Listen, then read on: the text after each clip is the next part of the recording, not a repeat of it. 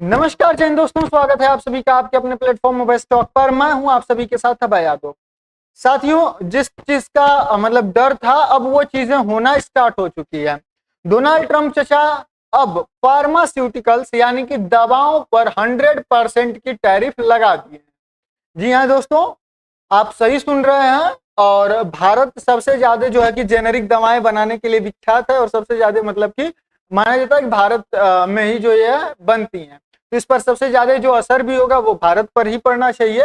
लेकिन आपको बताएंगे कि इसका जो मेन असर है वो भारत पर नहीं पड़ेगा। इसी की वजह से शेयर मार्केट में जो फार्मास्यूटिकल्स कंपनियां हैं उन पर कुछ ज्यादा प्रेशर नहीं पड़ा है। वो सारी अभी भी स्टेबल है। वो सारी चीजें आपको बताएंगे। साथ ही जेनेरिक और पेटेंट जो दवाएं होती हैं, क्या डिफरेंस होता है, मतलब कि जेनेरिक दवाओं पर इन्होंने पेटेंट दवाओं पर इन्होंने टैरिफ लगाई, इसका क्या मतलब होगा, ये सारी चीजें इस वीडियो में डिस्कस करेंगे। इस पर भारत पर इसका क्या प्रभाव पड़ेगा। साथ ही जो ये क्या कर रहे हैं, टैरिफ के युद्ध को बढ़ावा दे रहे हैं, सारी चीजें इस वीडियो में डिस्कस करेंगे। अगर आप लोग चैनल पर नए हैं तो चैनल को सब्सक्राइब कर लीजिएगा और भी दोस्तों के साथ शेयर करिएगा। आपकी अपनी जो भी राय होती है, कमेंट सेक्शन हमेशा खुला हुआ है। आप वहां पर आकर इस मुद्दे से रिलेटेड अपनी राय रख सकते हैं। साथ ही अगर हमें कुछ सलाह देनी है आपको, तो आप भी हमें भी वो सलाह आप वहां पर दे सकते हैं। हम उसको 100% अमल में लाने का प्रयास करेंगे। तो चलिए स्टार्ट करते हैं वीडियो को।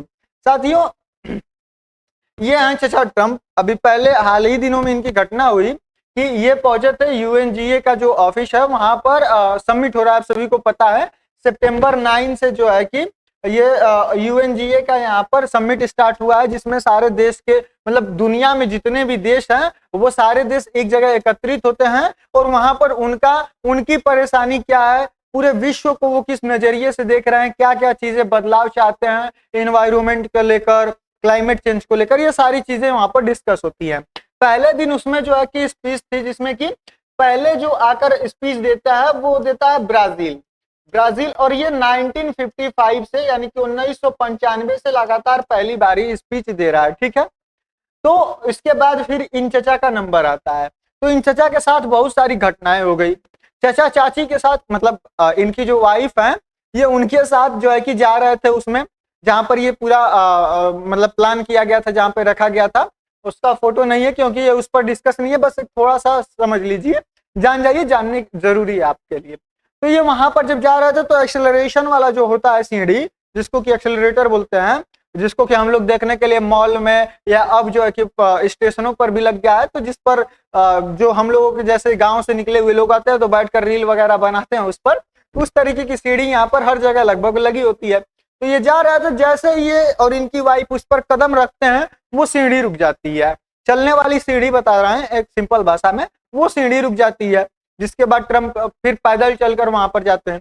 उसके बाद इन लोगों को भाषण देने के लिए, जैसे ये भाषण देने पहुंचते हैं, स्पीच देने अपनी, तो वहां पर टेलीप्रॉम्प्टर जो लगा होता है वो खराब हो जाता है। अच्छा, टेलीप्रॉम्प्टर क्या होता है, तो जैसे आप लोग कई बार मोदी जी को देखे होंगे कि उनके आगे जो है कितना बड़ा स्क्रीन लगा होता है, या फिर मतलब इस तरीके से करके एक ऐसे झुका हुआ, इस तरीके से आप लोग देखे होंगे, इस तरीके का एक ये जो है कि ट्रांसपेरेंट होता है, एक स्टैंड वहां पर खड़ा होता है। ये बेसिकली क्या होता है, बेसिकली ये यही होता है, टेलीप्रॉम्प्टर होता है। इस पर इन लोगों को दिखाई देता है कि क्या ये लोग बोलने वाले हैं, या सिंपल भाषा में कहें तो इसी पर जो लिखा जाता है उसी को ये लोग पढ़ के बोलते हैं। क्योंकि उतनी लंबी स्पीच होती है तो उसको याद तो कोई कर नहीं सकता है, सारे मुद्दे को तो याद कर नहीं सकता है। हम लोगों को जैसे टेलीप्रॉम्प्टर का यूज नहीं करते हैं, जितनी चीजें होती हैं वो मतलब कुछ पढ़े हैं, कुछ पढ़ाई कर रहे हैं, तो वो सारी चीजें हम लोग को थोड़ा सा रिमेम्बर है, तो वो सब कुछ यहाँ पर कुछ लिख के पॉइंट्स आते हैं और उसके बारे में एक्सप्लेन करते चले जाते हैं। तो इसी तरीके से इन लोगों को भी मतलब इन लोगों को तो टेलीप्रॉम्प्टर की जरूरत पड़ती है, तो वो टेलीप्रॉम्प्टर बंद हो गया। उसके बाद ये अपना लिख कर लेकर आए थे, मतलब पहले से ही प्लान था कि अगर टेलीप्रॉम्प्टर बंद हो जाए या फिर कोई और प्रकार की दिक्कत हो जाए तो लिखित में लेकर चलते हैं। तो ये लोग पेपर पे लिख के लाए थे। अब ये पेपर से देख के बोलना स्टार्ट किए, तब तक इनका माइक बंद हो गया, हो गया कल्याण। तो इन सारी चीजों से गुस्साए हुए पहले ही थे और इस तरीके का काम यहाँ पर हुआ, जिसके बाद अभी वहां पर क्या कहे हैं कि अब इसकी जांच होनी चाहिए, मेरे खिलाफ साजिश हुई है, ये बहुत सारी चीजें यहाँ पर कर रहे थे। ठीक है, अच्छा अब मेन मुद्दा समझिए, इन्होंने क्या किया है कि जो फार्मास्यूटिकल्स हैं जो मतलब दवाएं हैं उनके ऊपर इन्होंने 100% टैरिफ जो है कि अनाउंस कर दिया है। 100% टैरिफ यहाँ पर इन्होंने अनाउंस कर दिया है, किस पर? दवाओं के ऊपर, जो यहाँ पर दवाएं आ रही थी। अच्छा, इससे दिक्कत किसको होगी? अच्छा, पहले इसको समझ लीजिए एक बार। घोषणा इन्होंने क्या किया है, तो अमेरिकी राष्ट्रपति चाचा ट्रंप ने घोषणा की है कि 1 अक्टूबर 2025 से ब्रांडेड और या पेटेंट दवाओं उत्पादों के आयात पर 100% का टैरिफ लगा जाएगा। अच्छा, जो सबसे मेन पॉइंट है ना, वो ये चीज है, ब्रांडेड या पेटेंट। इसको आप लोग नोट करके रखिएगा, आगे इसके बारे में डिस्कस करेंगे। तो जो ब्रांडेड या फिर पेटेंट दवाएं होंगी, उनको जो है कि उन पर 100% का टैरिफ लगेगा। साथियों, जो कंपनियां पहले से ही अमेरिका में विनिर्माण संयंत्र स्थापित कर चुकी हैं, यानी कि जो कंपनियां अमेरिका में जिनका प्लांट है, जिनकी इंडस्ट्री है, जो दवा अमेरिका में बना रही हैं या फिर निर्माण उनका शुरू हो गया है, उनके ऊपर ये टैरिफ नहीं लगेगा। वो इसको उनमें उनको जो है कि ये छूट मिलेगी।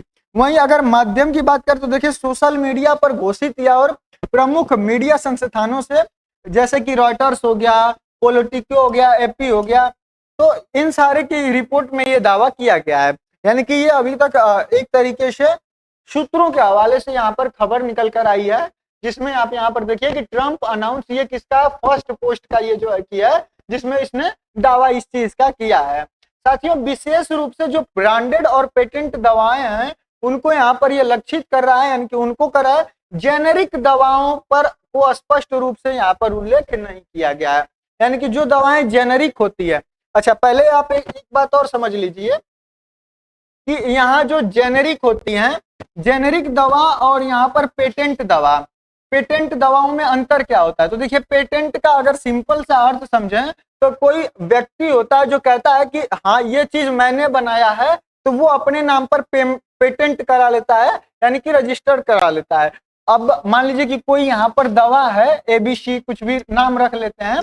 मान लीजिए कि ये एबीसी कोई दवा है और ये कोई आदमी, मान लीजिए कि XYZ एक आदमी है, आदमी का नाम है, इसने इस दवा को क्या है कि पेटेंट करा लिया है, यानी कि इसने पहली बार इसको बनाया है और इसने ये पेटेंट कराया है, बताया है कि ये दवा मेरी है, इसके नाम से पेटेंट है।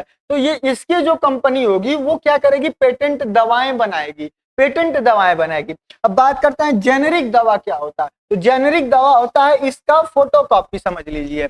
जैसे फोटोकॉपी कराते हैं ना, एक ओरिजिनल फाइल होती है, तो ओरिजिनल फाइल को समझ लीजिए, मान लीजिए आपकी मार्कशीट है, ठीक है, तो वो ओरिजिनल है, जो स्कूल से आपको मिली है, कॉलेज से मिली, तो वो ओरिजिनल है। तो आप उसको समझिए कि वो ओरिजिनल है, यानी कि वो पेटेंट, मान लीजिए कि वो पेटेंट है।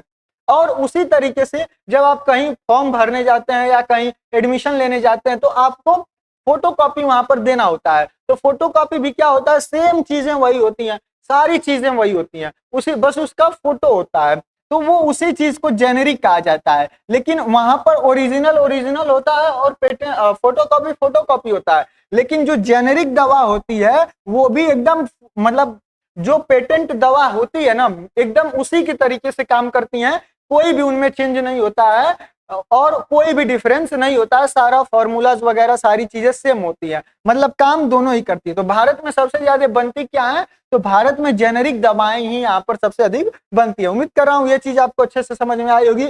जेनेरिक और पेटेंट की एक सिंपल भाषा में मैंने आपको समझाने का प्रयास किया है।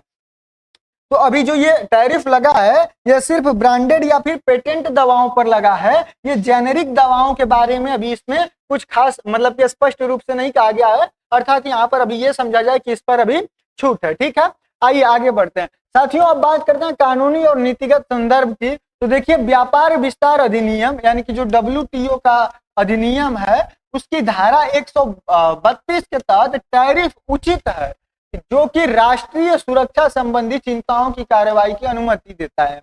जैसे भारत अपने बहुत सारे सेक्टर्स ऐसे हैं जहां पर जो दूसरे देश आते हैं तो उनको उनके प्रोडक्ट्स भारत बेचने नहीं देता है, उन पर टैरिफ बहुत ज्यादा लगा देता है। वो क्यों टैरिफ लगाता है? कह देता है कि यहाँ पर WTO की एक धारा है, आर्टिकल है कि 232, ये कहती है कि अगर आपकी राष्ट्रीय सुरक्षा संबंधी कोई भी चिंता है तो आप यहाँ पर टैरिफ लगा सकते हैं।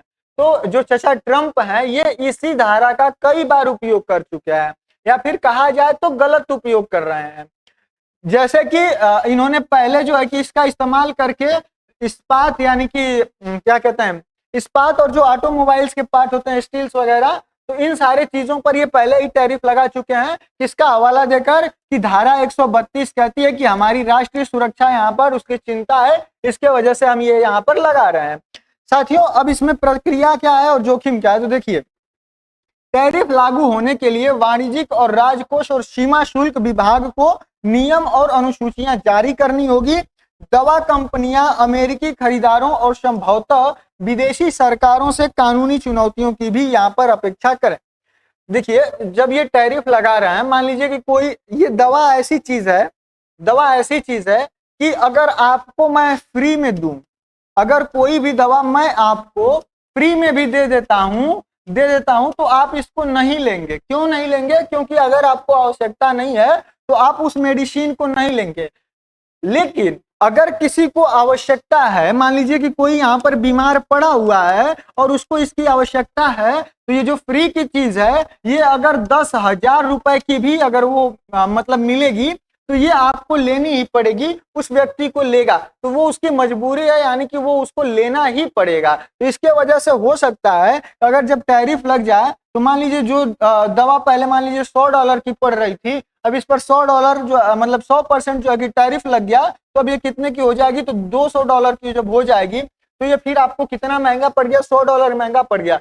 अंत में ये महंगा किसको पड़ रहा है? अंत में जो अमेरिकी नागरिक है जो इस दवा को खरीद रहा है, जिसको उपभोग कर रहा है, उसको ये दवा यहाँ पर महंगी पड़ रही है। इसके वजह से हो सकता है कि जो विदेशी सरकारें हैं उनसे कानूनी चुनौतियों की भी यहाँ पर अपेक्षा की जा रही है और जो अमेरिकी खरीदार हैं उनसे भी। ठीक है, आगे बढ़ते हैं। साथियों इसमें क्या कवर किया गया है और क्या इसमें नहीं कवर किया गया है, तो देखिए जो कवर की गई चीजें हैं वो हैं ब्रांडेड या फिर पेटेंट दवाएं, और जो सीधे कवर नहीं की गई हैं वो हैं जेनेरिक दवाएं। यानी कि जो कि भारत की ताकत है, भारत जेनेरिक दवा बनाने में सबसे आगे है।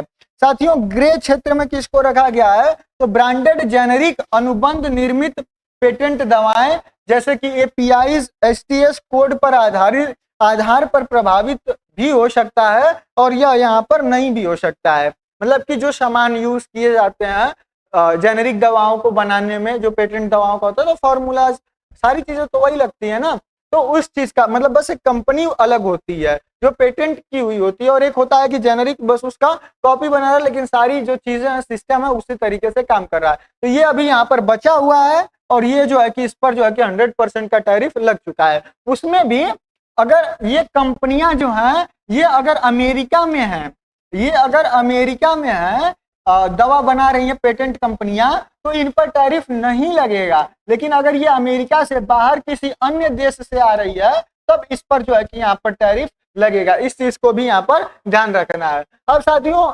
आर्थिक यांत्रिकी और भुगतान कौन करता है, जो चीज मैं अभी आपको बताया कि अगर जो है कि मतलब कोई पूर्ण स्वस्थ व्यक्ति होगा तो वो इसको अगर आप उसको फ्री में भी दवा देंगे, अगर उसको नीड नहीं है उसकी तो वो चीज नहीं लेगा। लेकिन अगर कोई व्यक्ति है जो कि बीमार है, जिसको उस दवा की जरूरत है और वो दवा 10,000 रुपए की भी है और वो अगर ये मतलब कि इसका बोझ उठा सकता है या पे कर सकता है, उसके पे करने योग्य है, तो वो इसको खरीदेगा क्योंकि उसकी मजबूरी है कि खरीदना ही खरीदना है। यानी कि अगर ये महंगी भी हो जाएगी तो भी इसको लोग खरीदेंगे ही क्योंकि मजबूरी है, और अगर इस पे कोई भी मतलब टैरिफ ना लगे, सस्ती भी रहे, तो भी यहाँ पर क्या होगा, जिनको नहीं जरूरत है वो इसको नहीं खरीदेंगे और जिनको जरूरत है वो खरीदेंगे। तो कुल मिलाजुलाकर यहाँ पर जो वहाँ के लोग हैं उन्हीं को यहाँ पर दिक्कत होगी क्योंकि जो दवाएं हैं वो यहाँ पर कम महंगी हो जाएंगी। साथियों कंपनियां उत्पादन को अमेरिकी संयंत्रों या तीसरे देशों को हस्तांतरित कर सकती हैं यहाँ पर। और देखिए चूंकि पेटेंट प्राप्त जीवन रक्षक दवाओं की मांग अक्सर आलोचदार होती है, इसलिए खरीद ऊंची कीमतों के बावजूद भी आयात कर सकते हैं, लेकिन दबाव यहाँ पर बढ़ेगा। यानी कि जो जीवन रक्षक दवाएं हैं, जो जीवन को बचाने के लिए जरूरी हैं, जो पेटेंट हैं, तो वो तो महंगी भी होंगी तो लोग खरीदेंगे ही, लेकिन इससे लोगों के ऊपर, उनके जेब के ऊपर यहाँ पर खर्चा बढ़ेगा। साथियों बात करते हैं बाजार और नीतिगत प्रतिक्रिया की, तो देखिए भारतीय और वैश्विक दवा कंपनियों के शेयर दबाव में है। निवेशक अपने निवेश का मूल्यांकन यहाँ पर कर रहे हैं। वहीं नीतिगत प्रतिक्रिया की बात करें तो अमेरिकी स्वास्थ्य सेवा समूह या फिर जो बीमा कंपनियां हैं, अस्पताल हैं, रोगी संघ है, उनके द्वारा कीमत पर भारी वृद्धि के खिलाफ जोरदार यहाँ पर पैरवी की उम्मीद है कि यहाँ पर डोनाल्ड ट्रंप का विरोध किया जाएगा। वहीं अंतर्राष्ट्रीय प्रतिक्रिया के रूप में देखें तो भारत सहित प्रभावित देश व्यापार और कूटनीतिक कार्यवाही पर विचार यहाँ पर कर ही रहे हैं। साथियों, अब भारत के एक्सपोजर की बात करें तो देखिए भारत के फार्मा निर्यात में अमेरिका का हिस्सा 1/3 के से थोड़ा ज्यादा है, यानी कि भारत जो बेचता है ना उसमें 1/3 से ज्यादा अमेरिका को बेचता है। वित्त वर्ष 2024 में अगर देखें तो भारत लगभग 27.9 अरब अमेरिकी डॉलर यहाँ पर निर्यात कर चुका है, यानी कि उसको बेच चुका है, जिसमें अमेरिका की हिस्सेदारी 7.8 से 8.7 अमेरिकी डॉलर ही है। वहीं अगर निर्यात की जो है कि बात करें कि निर्यात की प्रकृति क्या है तो देखिए मुख्यतः जेनेरिक, इसलिए कि भारत टैरिफ का मुख्य लक्ष्य नहीं है, लेकिन कुछ भारतीय कंपनियां ब्रांडेड या पेटेंट दवाओं वाली जो फार्मूला बनाती हैं, एपीआई, इंटरमीडिएट या फिर ब्रांडेड जेनेरिक अप्रत्यक्ष रूप से यहाँ पर प्रभावित हो सकता है। यानी कि जो पेटेंट दवाएं भारतीय कंपनियां बनाती हैं वो यहाँ पर लक्षित होंगी, वो टारगेट में आएंगी, लेकिन जो जेनेरिक दवाएं बनाती हैं उनको यहाँ पर टारगेट नहीं किया जाएगा। वहीं निवेशक जो है उनकी धारणा की बात करें तो घोषणा के बाद फार्मा शेयर पर नजर रखने के साथ साथ भारतीय इक्विटी बेंचमार्क स्पॉट जो है कि यहाँ पर खुले हुए हैं। साथियों, उम्मीद करता हूँ ये सारी चीजें आपको अच्छे समझ में आई होगी। आपकी अपनी क्या राय है इस मुद्दे पर कमेंट सेक्शन में जरूर बताएं। चैनल पर नया है तो सब्सक्राइब करें। बाकी लास्ट तक बने रहने के लिए आप सभी का दिल से बहुत बहुत धन्यवाद। हम मिलेंगे अगली वीडियो में किसी अन्य और टॉपिक के साथ। तब तक के लिए जय हिंद, जय भारत।